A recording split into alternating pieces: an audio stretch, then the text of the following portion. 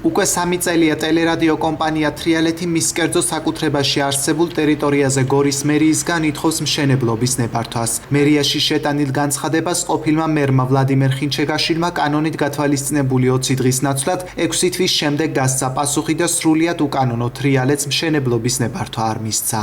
ტელეკომპანია თრიალეთის მიმართ არაკეთილ განწყობილმა გორის ყოფილმა მერმა ხინჩეგაშვილმა ხელი შეუშალა თრიალეთს მაშინ როცა მან პირადად სავარაუდოდ პირადი ინტერესებით გასცა დაუშვებელი სამშენებლო ნებართვა. ორი კულტურული მემკვიდრეობის ძეგლის ყოფილი უნივერმაღის და ამჟამინდელი საკრებულოს შენობის მიმდებარედ. 3 მრავალსართულიანი შენობის ვიწრო ეზოში კორპუსის ჩადგმაზე, რომელიც აშენდა ყოველგვარი სამშენებლო სტანდარტების დაცვის გარეშე. ტელეკომპანია თრიალეთმა გასულ წელს მერიის უკანონობის გამო სასამართლოს მიმართა. სასამართლო პროცესი 8 თვის შემდეგ ჩაინიშნა, სადაც პირველ სხდომაზე მოსამართლე დავით პაპუაშვილმა მხარეებს მორიგებისკენ მოუწოდა და ამისთვის ორკვირიანი ვადა მისცა. პრინციპში სადავო არაფერი გაქვთ. თავი ბარიერი რაც შეიძლება შექმნილიყო, ეს არის კულტურული მემკვიდრეობის დასთან დაკავშირების საკითხები, რაც აღმოჩნდა. სხვა დანარჩენი არ ვიცი და უბრალოდ ველოდით რომ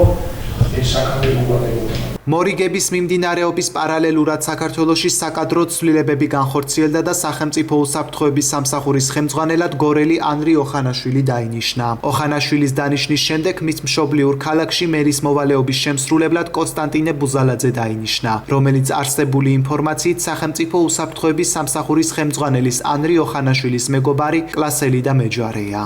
ძალაუფლების კონცენტრაცია ხდება ანრი ოხანაშვილის ირგვლივ, რომელიც არის აღნიშნული პიროვნების კლასელი, მეჯვარე, ბავშვობის ძმაკაცი და სწორედ აქედან გამომდინარე ხდება ეს ცვლილებები. მას შემდეგ, რაც მერის მოვალეობას კონსტანტინე ბუზალაძე შეუდგა, მოულოდნელად მერიამ განაცხადა, რომ შეთანხმების სურვილი აღარ აქვს და გააგრძელებენ სასამართლო დავას. გორის რაიონულ სასამართლოში განხილვა მიმდინარეობს და მიუხედავად იმისა, რომ ვთვლით ვართ მომგებიან პოზიციაზე, მაინც არ ვიცით, როგორ დამთავრდება დავა, რადგანაც ვფიქრობთ, რომ ბუზალაძე ის მიერ შეთანხმების შეჩერება სავარაუდოდ მისი ზემდგომების დავალებით მოხდა.